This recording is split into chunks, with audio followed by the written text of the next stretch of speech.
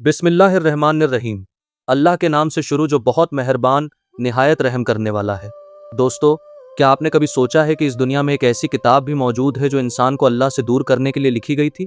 एक ऐसी किताब जो शैतान को अपना रब मानने की दावत देती है और जो इंसान को ये सिखाती है कि जो दिल चाहे वो करो, कोई रोक टोक नहीं, कोई हिसाब नहीं, कोई जन्नत नहीं, कोई जहन्नम नहीं।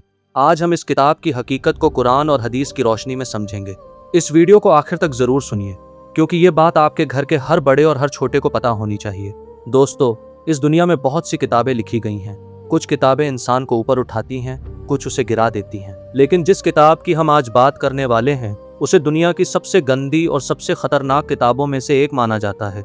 इस किताब का नाम है द सैटेनिक बाइबल, यानी शैतान की किताब। यह किताब सन 1969 में एक शख्स ने लिखी जिसका नाम एंटन लावे था।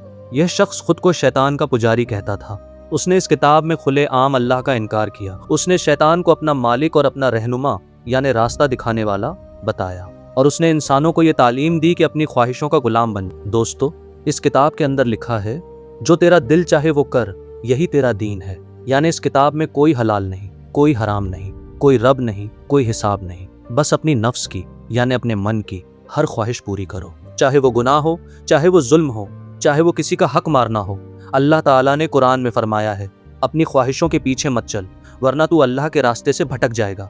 ये आयत सूरा 7 की 26वीं आयत है, और ये शैतानी किताब बिल्कुल इसके उलट यानी बिल्कुल इसके खिलाफ इंसान को उसकी नफ्स का गुलाम बनाने की दावत देती है। दोस्तों, ये किताब सिर्फ एक किताब नहीं है, ये एक जहर है जो धीरे धीरे इंसान के दिल और दिमाग में उतरता है। इस किताब के जरिए आज दुनिया में एक पूरा गिरोह बन चुका है जिसे सैटेनिक चर्च कहते हैं। ये लोग खुले आम शैतान की इबादत करते हैं। ये लोग गुनाहों में डूबे हुए हैं और इस पर फख्र यानी घमंड करते हैं। हमारे नबी सल्लल्लाहु अलैहि वसल्लम ने 1400 साल पहले ही ये बात बता दी थी। आप सल्लल्लाहु अलैहि वसल्लम ने फरमाया, क़यामत के करीब ऐसे फितने उठेंगे जैसे अंधेरी रात के टुकड़े। ये हदीस मुस्लिम शरीफ में मौजूद है। आज हम उसी दौर में जी रहे हैं। दोस्तों, आज के इस डिजिटल ज़माने में यह किताब सिर्फ किसी दुकान तक महदूद यानी सीमित नहीं है। ये ऑनलाइन मुफ्त में मिलती है, ये सीक्रेट ग्रुप्स में शेयर होती है, और बहुत से नौजवान सिर्फ उत्सुकता में यानी जानने की चाहत में इसे पढ़ना शुरू करते हैं, और धीरे धीरे उनका ईमान, उनका यकीन और उनका दिल तबाह हो जाता है। अल्लाह ताला ने कुरान में फरमाया है, बेशक इंसान का नफ्स बुराई की तरफ खींचने वाला है। ये आयत सूरह यूसुफ की 53वीं आयत है, और शैतान यही चाहता है। वो चाहता है कि इंसान अपने नफ्स का गुलाम बन जाए, और ये किताब उसी मकसद का एक हथियार है। दोस्तों, इस्लाम हमें हमेशा से ये सिखाता आया है कि हया यानी शर्म और पाकदामनी ईमान का हिस्सा है। हमारे नबी सल्लल्लाहु अलैहि वसल्लम ने फरमाया, हया ईमान का हिस्सा है।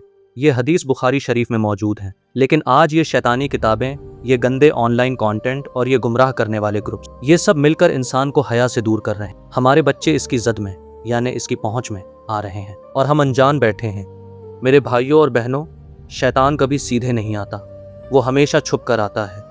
कभी उत्सुकता के रूप में, कभी आज़ादी के नाम पर, कभी नई सोच का लेबल लगाकर। लेकिन उसका मकसद हमेशा एक ही होता है, वो इंसान को अल्लाह से दूर करना चाहता है। अल्लाह ताला ने कुरान में फरमाया है, जो मेरी हिदायत पर चलेगा वो न गुमराह होगा और न तबाह होगा। यह आयत सूरह ताहा की 123वीं आयत है। तो मेरे दोस्तों, हमें क्या करना चाहिए?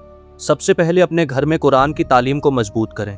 अपने बच्चों को इन खतरों से आगाह यानी सावधान करें। हर गलत और गुमराह करने वाले कंटेंट से दूर रहें। अल्लाह का जिक्र अपनी ज़िंदगी का हिस्सा बनाएं, और हया को अपना सबसे बड़ा जेवर यानी गहना समझें। हमारे पास कुरान है, हमें किसी और किताब की ज़रूरत नहीं। कुरान में हर फितने का जवाब है, कुरान में हर परेशानी का हल है, कुरान में हर अंधेरे की रोशनी है। अल्लाह से दुआ है कि वो हमें और हमारे घरों को हर फितने से महफूज यानी सुरक्षित रखे। अल्लाह हमारे दिलों को कुरान की मोहब्बत से भर दे। अल्लाह हमारी नस्लों को यानी हमारी आने वाली पीढ़ियों को गुमराही से बचाए, और अल्लाह हमें उस रास्ते पर चलाए जिस पर उसके नबी सल्लल्लाहु अलैहि वसल्लम चले। आमीन या रब्बुल आलमीन।